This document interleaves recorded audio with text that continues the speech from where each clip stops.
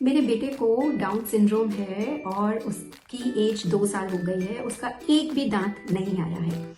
ये क्वेश्चन है रेनू मैम का लखनऊ से। और शीजा पूछती हैं बैंगलोर से कि मेरे बेटे की उम्र 5 साल है, डॉक्टर मुझे कौन सा ब्रश यूज करना है, उसको भी डाउन सिंड्रोम है। अगर आपके बच्चे को या आप जानते हो आसपास जिसमें किसी बच्चे को डाउन सिंड्रोम है और आप उनके डेंटल हाइजीन को लेके वरिड हो या आपके मन में बहुत सारे क्वेश्चंस हैं, तो मैं कुछ क्वेश्चंस आंसर करूंगी इस बुक में से, जिसमें 100 ऐसे क्वेश्चंस हैं। तो आप बने रहिएगा इस वीडियो के एंड तक ये जानने के लिए कि डाउन सिंड्रोम के बच्चों में हम डेंटल केयर कैसे कर सकते हैं।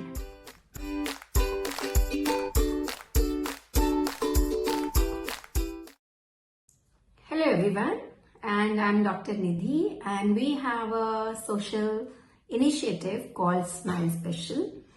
और इस इनिशिएटिव के अंडर हमने last year India international down syndrome conference जो कि जयपुर में हुई थी, वहां एक बुक रिलीज की थी, 100 questions on dental issues in person with down syndrome, जो कि DSFI के प्रेसिडेंट डॉक्टर रेखा रामचंद्रन ने ही रिलीज की थी। Nidhi has posted few days back. Yes, Dr. Rekha Ramachandran, please help us.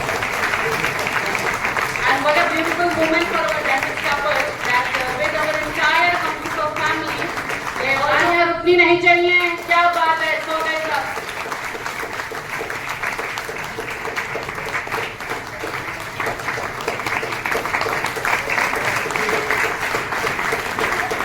इस बुक के अंदर ऐसे 100 क्वेश्चंस के आंसर हैं जिसको लेके पेरेंट्स बहुत वरिड होते हैं।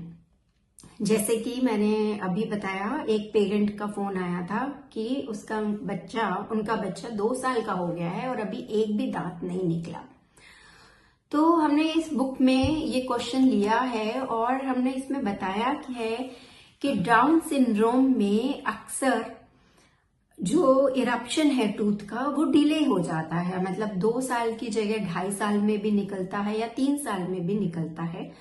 तो इसमें टेंशन लेने की जरूरत नहीं है। इस एज पे अभी फिलहाल हम एक्सरे रिकमेंड नहीं करते हैं, थोड़ा और हम वेट करेंगे, 3 साल तक वेट करेंगे और उसके बाद फिर हम कोई एक एक्शन सजेस्ट करेंगे।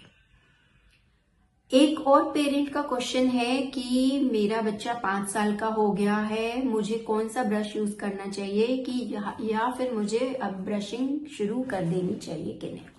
तो इस बुक में हमने उस क्वेश्चन का भी आंसर दिया है।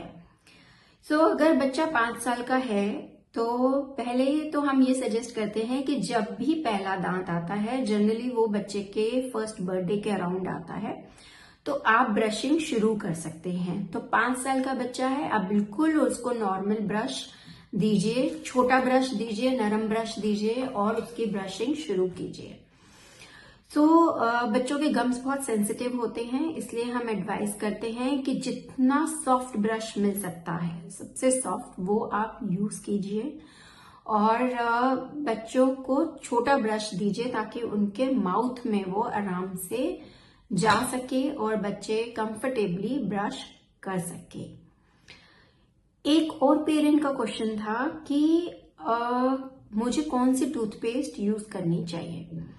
अगर बच्चा स्पिट कर सकता है, थूक सकता है, तो हम जनरली फ्लोराइड टूथपेस्ट, जिस टूथपेस्ट के अंदर फ्लोराइड है वो ही रेकमेंड करते हैं।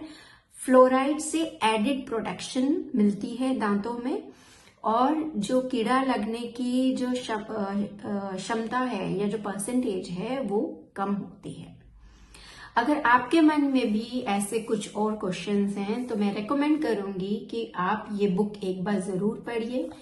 ये बुक Amazon पे अवेलेबल है और इसका लिंक हमने कमेंट बॉक्स में डाल दिया है। Thank you.